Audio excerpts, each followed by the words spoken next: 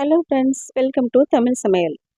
இன்றைக்கி நம்ம சேனலில் கஜூர் ஸ்வீட் எப்படி செய்கிறதுன்னு பார்க்கலாம். இந்த ஸ்வீட் பண்ணுறதுக்கு நம்ம மைதா மாவு யூஸ் பண்ணாமல் கோதுமை மாவு யூஸ் பண்ணியிருக்கோம். அதனால் ரொம்ப ரொம்ப ஹெல்த்தியும் கூட. சாப்பிட்றதுக்கு நல்ல மொறுமொறுன்னு ரொம்பவே டேஸ்டியாக இருக்கும். இதை ஏர்டைட்டான பாக்ஸில் நம்ம ஸ்டோர் பண்ணி வச்சிட்டோன்னா 1 மாதம் வரைக்கும் நல்ல மொறுமொறுன்னு இருக்கும். இப்போ இந்த ஸ்வீட் எப்படி செய்கிறதுன்னு பார்க்கலாம்.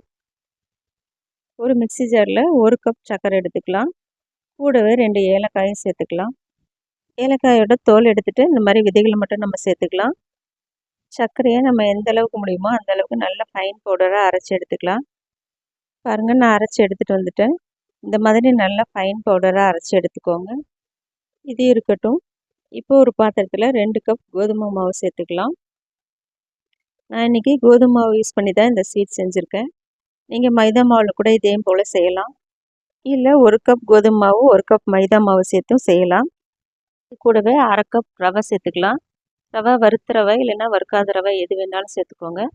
2 டேபிள் ஸ்பூன் வெள்ளை எள்ளு சேர்த்துக்கிறேன். 1/4 டீஸ்பூன் உப்பு, 1/4 கப் நெய் சேர்த்துக்கலாம். இது எல்லாத்தையும் சேர்த்து நல்லா மிக்ஸ் பண்ணிக்கலாம். மாவோட எல்லா பக்கத்துலேயும் நெய் படுற மாதிரி நம்ம நல்லா கலந்து விட்டுக்கலாம். நெய்க்கு பதிலாக நீங்கள் பட்டர் சேர்த்து கூட செய்யலாம். கடைகளில் பார்த்தீங்கன்னா டால்டா சேர்த்து செய்வாங்க. நம்ம வீட்லேயே நெய் சேர்த்து செய்கிறதுனால ரொம்ப ரொம்ப நல்ல வாசனையாக இருக்கும். நல்லா மிக்ஸ் பண்ணதுக்கப்புறம் இந்த மாதிரி கையில் எடுத்து நம்ம பிடிச்சோன்னா ஒரு ஷேப் கிடைக்கும். இந்த மாதிரி இருந்ததுன்னா நம்ம சேர்த்துருக்கிற நெய் கரெக்டாக இருக்குன்னு அர்த்தம். இப்போ இது கூட நம்ம பவுடர் பண்ணி வச்சுருந்த சர்க்கரை சேர்த்துக்கலாம். நீங்கள் சர்க்கரையை பவுடர் பண்ணி தான் சேர்க்கணுன்னு அவசியம் இல்லை, அப்படியே கூட சேர்க்கலாம். பவுடர் பண்ணி சேர்க்கும்போது நல்லா மிக்ஸ் ஆகி கிடைக்கும் நமக்கு. இப்போ மாவோடு சேர்த்து இந்த சர்க்கரையை நல்லா கலந்து விட்டதுக்கப்புறம் கொஞ்சம் கொஞ்சமாக தண்ணி சேர்த்து நம்ம சப்பாத்தி மாவு போல் பிசைஞ்சிக்கலாம். தண்ணியை ஒரே தடவையே சேர்த்துறாதீங்க, கொஞ்சம் கொஞ்சமாக சேர்த்து நம்ம கலந்துக்கலாம். சர்க்கரையில் தண்ணி படும் பொழுது நல்ல இலை கொடுக்கும். அதனால் கொஞ்சம் கொஞ்சமாக சேர்த்து நம்ம மாவு பிசைஞ்சு எடுத்துக்கலாம்.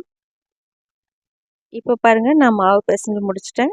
இந்த அளவுக்கு சாஃப்டாக இருக்கணும். நான் 1/2 கப் தண்ணி எடுத்துருந்தேன். இதுலேயே பாருங்கள் 2 ஸ்பூன் அளவு தண்ணி எனக்கு மிச்சமாகிடுச்சு. நீங்கள் எடுத்துருக்கிற மாவு பொறுத்து தண்ணியோட அளவு மாறுபடலாம். இப்போ இந்த மாவை நம்ம 2ஆக பிரிச்சுக்கலாம். இந்த மாதிரி பிரிச்சுட்டு நல்லா உருண்டையாக பிடிச்சிக்கலாம். நான் இந்த மாதிரி இதை சிலிண்டர் ஷேப்பில் உருட்டி எடுத்துக்கிறேன். உங்களுக்கு எந்த ஷேப் வேணுமோ அந்த மாதிரி எடுத்துக்கலாம். ஸ்கொயர் ஷேப்பில் இல்லை ரவுண்டில் எந்த மாதிரி வேணாலும் நீங்கள் கட் பண்ணி எடுத்துக்கலாம். நம்ம நெய் சேர்த்து பிசைஞ்சிருக்கனால மாவு இந்த மாதிரி ஒட்டாமல் வரும். பாருங்கள், நான் இப்போ உருட்டி எடுத்துட்டேன். இப்போ நம்ம கட் பண்ணிக்கலாம். நான் இதை ரவுண்ட் ஷேப்பில் கட் பண்ண போகிறதில்ல, கொஞ்சம் ஓவல் ஷேப் இருக்கிற மாதிரி கட் பண்ணிக்கிறேன். பாருங்கள், இந்த மாதிரி கொஞ்சமாக சாய்ச்சிட்டு நம்ம கட் பண்ணோன்னா ஓவல் ஷேப் நமக்கு கிடைச்சிரும். இது போலவே எல்லாத்தையும் நம்ம கட் பண்ணிக்கலாம். இப்போ பாருங்கள், நம்ம கட் பண்ண பீஸ் இந்த மாதிரி தான் இருக்கும். நம்ம இதை கொஞ்சம் ஷேப் பண்ணிக்கணும். இந்த மாதிரி கையில் எடுத்து வச்சுட்டு ஓரங்களை இந்த மாதிரி லைட்டாக அழுத்தி விட்டுருங்க. இப்போ பார்த்தோன்னா நமக்கு ஓவல் ஷேப் கிடச்சிரும். இதே மாதிரி எல்லாத்தையும் நம்ம செஞ்சு முடிச்சுட்டு எண்ணெயில் பொரிச்சு எடுக்க வேண்டியது தான். இப்போ பாருங்கள், நான் எல்லாத்தையும் செஞ்சு முடிச்சிட்டேன். இப்போ பொரிக்கிறதுக்கு தேவையான எண்ணெயை சூடு பண்ணியிருக்கேன். எண்ணெய் ரொம்ப சூடாகவும் இருக்கக்கூடாது. எண்ணெய் லோ ஃப்ளேமுக்கும் மீடியம் ஃப்ளேமுக்கும் நடுவில் வச்சுக்கோங்க. இப்போ நம்ம செஞ்சு வச்சுருக்கிற பீசஸ் எல்லாம் உள்ளே சேர்த்துடலாம். பாருங்கள், இந்த மாதிரி ஒன்று ஒன்றா சேர்த்துக்கோங்க. நம்ம சேர்த்த உடனே கரண்டி வச்சு நம்ம மிக்ஸ் பண்ணக்கூடாது, உடஞ்சி போயிடும். அதனால் ஒரு நிமிஷம் வெந்ததுக்கப்புறம் நம்ம திருப்பி போட்டுக்கலாம். இந்த மாதிரி ஃபோர்க் இல்லைன்னா ஸ்பூன் வச்சு ஒன்று ஒன்றா நம்ம திருப்பி விட்டுக்கலாம். பாருங்கள், ஒரு பக்கம் வெந்ததுக்கப்புறம் இன்னொரு பக்கம் திருப்பி விட்டுட்டு அதுவும் ஒரு நிமிஷம் வெந்ததுக்கப்புறம் மறுபடியும் திருப்பி விட்டுக்கலாம். இந்த மாதிரி அடிக்கடி நம்ம திருப்பி விடும்பொழுது தான் எல்லா பக்கமும் ஒரே ஈவனாக வெந்து வரும். அப்படியே விட்டுட்டோம்னா ஒரே பக்கம் மட்டும் கலர் சேஞ்ச் ஆகிடும். அதுக்காக அப்பப்போ நம்ம திருப்பி விட்டுக்கலாம். இப்போ பார்த்தீங்கன்னா கொஞ்சம் கலர் சேஞ்ச் ஆகிருக்கு. இனிமேல் இது நல்லா வெந்து வரணும். பபிள்ஸ் எல்லாம் அடங்குற வரைக்கும் நம்ம பொரிச்சு எடுத்துக்கலாம்.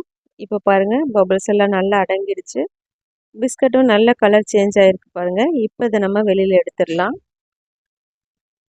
உங்களுக்கு பார்க்கும்போது நல்லா தெரியும் பாருங்கள், எவ்வளோ லேயர் லேயராக சூப்பராக இருக்குன்னு. இப்போ பார்த்தீங்கன்னா நல்லா சாஃப்டாக இருக்கும். ஆறுனதுக்கப்புறம் தான் நல்ல மொறுமொறுன்னு இருக்கும். இதே மாதிரி நம்ம எல்லா பீசஸையும் பொரிச்சு எடுத்துக்கலாம். இப்போ பாருங்கள், எல்லாமே ரெடி ஆயிடுச்சு. பார்க்குறதுக்கு எவ்வளோ சூப்பராக இருக்குல்ல. கோதுமை வச்சு ரொம்ப ஹெல்த்தியாக நம்ம இந்த ஸ்வீட் ரெசிபி பண்ணியிருக்கோம். இது சாப்பிட்றதுக்கு அப்படியே மைதா பிஸ்கட் போலவே இருக்கும். நல்ல லேயர் லேயராக ரொம்ப சூப்பராக மொறுமொறுன்னு இருக்கும். இதை நம்ம 1 மாதம் வரைக்கும் ஸ்டோர் பண்ணி வச்சு சாப்பிட்லாம். நான் சொன்ன அளவில் அப்படியே செஞ்சு பாருங்கள், ரொம்ப ரொம்ப சூப்பராக இருக்கும். நீங்களும் செஞ்சு பார்த்துட்டு டேஸ்ட் எப்படி இருக்குதுன்னு மறக்காமல் கமெண்ட்டில் சொல்லுங்கள். இந்த வீடியோ உங்களுக்கு பிடிச்சிருந்ததுன்னா லைக் பண்ணிவிட்டு தமிழ் சமையலுக்கு சப்ஸ்கிரைப் பண்ணிக்கோங்க. தேங்க்ஸ் ஃபார் வாட்சிங்.